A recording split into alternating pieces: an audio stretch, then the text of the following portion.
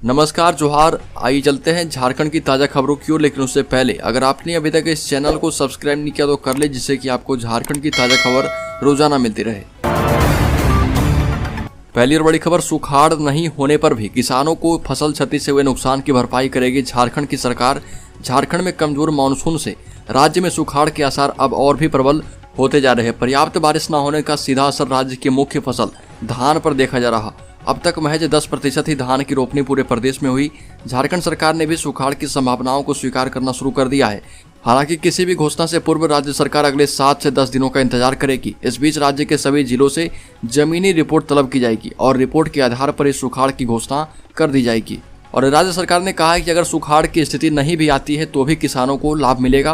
पिछले वर्ष ऐसी पैदावार नहीं होगी। कृषि मंत्री बादल पत्रलेख ने कहा कि राज्य सरकार ने किसानों के हित में वैकल्पिक प्लान बनाया है। अगर सुखाड़ की स्थिति नहीं भी बनती है तो राज्य सरकार फसल राहत योजना के तहत किसानों की फसल क्षति का आकलन कर उनकी मदद करेगी। अगली खबर, झारखंड राज्य विद्यालय रसोइया संघ की प्रखंड स्तरीय बैठक हुई सवित्री टुडू की अध्यक्षता में। और बैठक में विचार विमर्श के बाद तय हुआ कि 18 नवंबर को संघ का राज्य सम्मेलन इंडोर स्टेडियम में किया जाएगा। जिला महासचिव भुंडा बास्की ने कहा कि मुख्यमंत्री हेमंत सोरेन ने चुनावी दौरे में कहा था कि झारखंड मुक्ति मोर्चा सरकार बनने के साथ ही रसोइया सेविका, सहायिका एवं पारा शिक्षक को अस्थायी किया जाएगा, पर ऐसा नहीं किया गया। रसोइया का बकाया मानदेय 10,000 से लेकर 30,000 रुपये तक बकाया है। सरकार के 3 साल पूरे होने वाले हैं। बकाया मानदेय भुगतान के लिए न तो शिक्षा विभाग पहल कर रहा और न ही सरकार, और अगर इस माह के अंत तक भुगतान नहीं किया गया तो विवश होकर आंदोलन किया जाएगा। हालांकि हेमंत सोरेन सरकार ने कहा है कि जल्द इस मामले में हम देखेंगे, जो भी बात बनेगी उसके अनुसार काम किया जाएगा और रसोइया संघ के भुगतान की प्रक्रिया भी जारी की जाएगी। अगली खबर, झारखंड में कहीं भी नजर आ जाए सिंगल यूज प्लास्टिक तो झारखंड राज्य प्रदूषण नियंत्रण बोर्ड से करें शिकायत। पर्यावरण, वन एवं जलवायु परिवर्तन मंत्रालय की ओर से 1 जुलाई से सिंगल यूज प्लास्टिक के निर्माण, आयात, संग्रहण, वितरण एवं उपयोग को प्रतिबंधित किया जा चुका है। प्लास्टिक अपशिष्ट प्रबंधन संशोधन रूलबुक 2021 के तहत ऐसा किया गया। अब झारखंड राज्य प्रदूषण नियंत्रण बोर्ड इसे सख्ती से लागू करवाने के लिए आम लोगों को जागरूक करने का प्रयास कर रहा। न केवल जागरूकता फैलाई जाएगी बल्कि लोगों से प्रतिबंधित सामग्रियां यदि कहीं दिखती है तो उसकी जानकारी भी ली जाएगी। प्रतिबंधित सामग्रियों की शिकायत के लिए केंद्रीय प्रदूषण नियंत्रण बोर्ड के ऐप SUP-CPCB विकसित किया गया है और इस पर शिकायत दर्ज की जा सकती है। अगली खबर, झारखंड में नमामि गंगे योजना के तहत चलेगा पौधारोपण कार्यक्रम। धनबाद जिले में वनों का क्षेत्रफल बढ़ाने के लिए अब बड़े पैमाने पर पौधारोपण करने का जिला प्रशासन ने मन बनाया है। इसके लिए नमामि गंगे योजना से राशि की व्यवस्था कर बृहद पौधारोपण कार्यक्रम शुरू करने के लिए जिले के सभी प्रखंड विकास पदाधिकारियों और अंचल अधिकारियों को पत्र लिखकर निर्देश दिया गया। इस आशय का निर्देश नमामि गंगे योजना की समीक्षा के बाद किया गया है, जिसमें पाया गया कि जिले में वनों का इलाका धीरे धीरे कम होता जा रहा। लोग अपने ही हाथों से पेड़ों को काट रहे। अब स्थिति यह है कि वन इलाके का औसत राज्य के औसत से भी नीचे गिर गया है, जिससे कि लोग बीमार पड़ रहे और इसलिए बड़े पैमाने पर पौधों को लगाने के लिए आवश्यकता पर जोर दिया जा रहा। अगली खबर, झारखंड के कृषि मंत्री बादल पत्रलेख ने प्रदेश में बारिश और रोपनी की स्थिति को जानने के लिए एक हाई लेवल मीटिंग बुलाई। इस मीटिंग में राज्य भर के अधिकारी शामिल हुए और अपने अपने जिले में बारिश और रोपनी की स्थिति से कृषि मंत्री को अवगत करवाया। झारखंड में 20 जुलाई तक महज 10% रोपा का आंकड़ा सामने आया है। मतलब बारिश की बेरुखी ने किसानों की कमर तोड़ दी है। कम बारिश की वजह से धान की फसल पर सबसे बड़ा असर पड़ा। इसका खुलासा खुद कृषि मंत्री बादल पत्रलेख के अधिकारियों संग हाई लेवल मीटिंग में हुआ है। इस हाई लेवल मीटिंग में राज्य भर के अधिकारी वीडियो कॉन्फ्रेंसिंग के जरिए शामिल हुए थे। दरअसल झारखंड के कृषि मंत्री बादल पत्रलेख ने प्रदेश में बारिश और रोपनी की स्थिति को जानने के लिए एक हाई लेवल मीटिंग बुलाई थी। इस मीटिंग में राज्य भर के अधिकारी शामिल हुए और अपने अपने जिले में बारिश और रोपनी की स्थिति की जानकारी कृषि मंत्री को दिया है। अगली खबर, विश्व हिंदू परिषद ने इस बार देश की सभी पंचायतों में 14 अगस्त को अखंड भारत दिवस मनाने की तैयारी कर ली है। उस दिन अखंड भारत माता का पूजन करने के साथ ही समाज को भारत विभाजन की विभीषिका से अवगत कराया जाएगा। जिन पंचायतों में अभी तक विहिप की समिति नहीं बनी है वहां समिति गठित करने का प्रयास जारी है। इस बृहद आयोजन के लिए अधिकारियों का प्रयास लगातार चल रहा। कार्यक्रम के दौरान स्वतंत्रता की 75वीं वर्षगांठ को ध्यान में रखते हुए समाज को बताने का प्रयास किया जाएगा कि हम स्वाधीन तो हैं परंतु स्वतंत्र नहीं। स्वदेशी स्वावलंबन और सहकारिता के आधार पर देश को आगे ले जाते हुए परम वैभव पर पहुंचाने का प्रयास करना होगा और इसी बातों को VHP समझाएगी। अगली खबर, जेपीएससी की अध्यक्ष का प्रभार संभाल सकती है डॉक्टर अजीता भट्टाचार्य। जेपीएससी के अध्यक्ष के लिए डॉक्टर अजीता भट्टाचार्य को प्रभार देने की तैयारी चल रही है।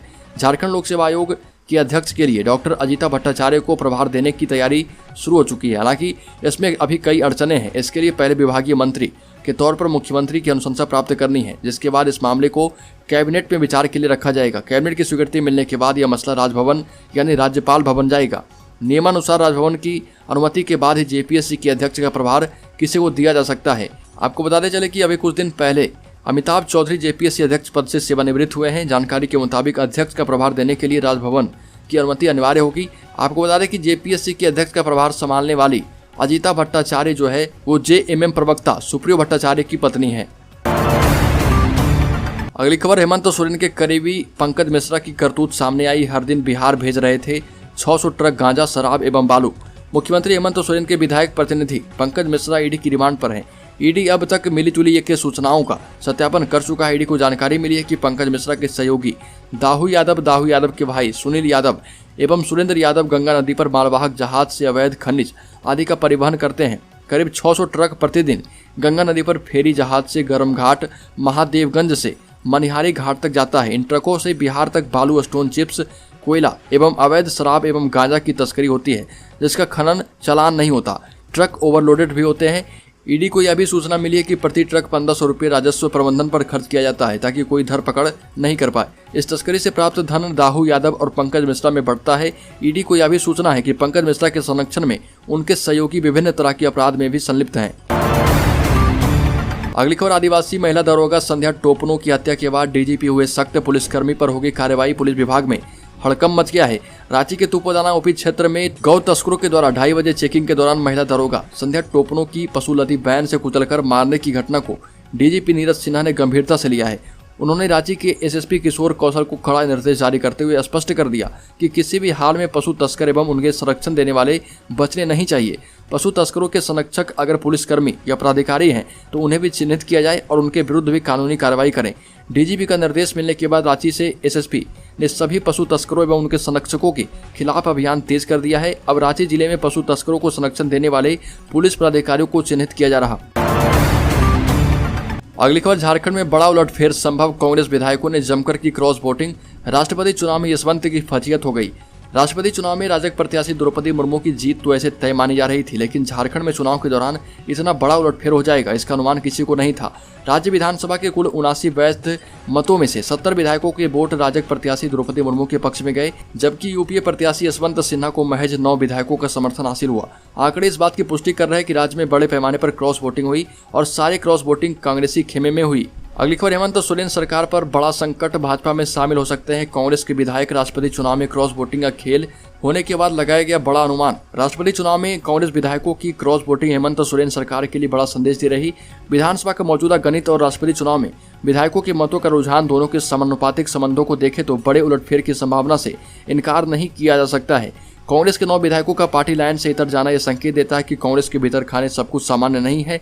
एक विधायक ने नाम नहीं बताने की शर्त पर कहा कि अब लड़ाई आर पार की होगी।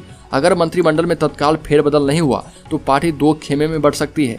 संभव है कि विधायक भाजपा का दामन थाम सकते हैं या नया दल बनाकर भीतर से समर्थन कर सकते हैं। प्रदेश कांग्रेस नेतृत्व को इसका बखूबी एहसास है। मालूम हो कि झारखंड विधानसभा में कांग्रेस के कुल 18 विधायक हैं। 30 विधायकों वाली झारखंड मुक्ति मोर्चा की सरकार कांग्रेस विधायकों के समर्थन से चल रही है। सदन में भाजपा के 26 विधायक हैं। भाजपा के सहयोगी दल आजसू के 2 विधायक हैं। इस तरह देखा जाए तो एनडीए के पास कुल 28 विधायक इस समय मौजूद हैं और अगर कांग्रेस के 10 विधायक भी टूटकर भाजपा में शामिल होते हैं तो झारखंड में बीजेपी सरकार बननी तय मानी जा रही। अगली खबर, सीएम हेमंत सोरेन 27 को लोहरदगा आएंगे और इस समय संविदा कर्मियों के लिए बड़ी घोषणा हो सकती है। झारखंड के मुख्यमंत्री हेमंत सोरेन 27 जुलाई को लोहरदगा दौरा संभावित है। इसे लेकर सरकार के प्रधान सचिव अजय कुमार सिंह ने रांची, लातेहार, गुमला, खूंटी और लोहरदगा उपायुक्त से पत्राचार कर सीएम के कार्यक्रम की जानकारी दी। इसके बाद मुख्यमंत्री के लोहरदगा आगमन और कार्यक्रम को लेकर प्रशासनिक तैयारियां तेज हो गई है। उपायुक्त डॉक्टर बाघमारे प्रसाद कृष्ण के निर्देश पर मुख्यमंत्री के समक्ष लोहरदगा जिले के विकास को प्रदर्शित करने के लिए जिले के पदाधिकारी एवं कर्मी अपनी ओर से तैयारियां शुरू कर चुके हैं और इस समय झारखंड के मुख्यमंत्री हेमंत सोरेन संविदा कर्मियों और झारखंड के रसोइया और सहायिका को कुछ बड़ा उपहार दे सकते हैं। अगली खबर, झारखंड में अगले 5 दिनों तक झमाझम बारिश की संभावना। लंबे इंतजार के बाद राजधानी रांची सहित अन्य जिलों में झमाझम बारिश होने की उम्मीद है, जिसके बाद किसानों के चेहरे पर मुस्कान दिख रही है। हालांकि अभी धान रोपने के लिए किसानों को अधिक बारिश का इंतजार है। इस बार 1 हफ्ते गुजरने के बाद भी झारखंड में अच्छी बारिश नहीं हुई। हल्की बारिश जरूर हो रही है। इस बार मानसून कमजोर है। इस बीच मौसम विभाग ने झारखंड में अगले 5 दिनों तक बारिश की संभावना जताई है। मौसम विभाग के मुताबिक 22 जुलाई को झारखंड में हल्के से मध्यम दर्जे की बारिश शुरू हो गई है। साथ ही गर्जन के साथ 25 जुलाई तक ये बारिश होती रहेगी। अगली खबर, झारखंड के शहरी क्षेत्र में इलेक्ट्रिक बस सेवा की कवायद तेज हो गई है। कंसल्टेंट एजेंसी ने इसके लिए सर्वे पूरा कर लिया है।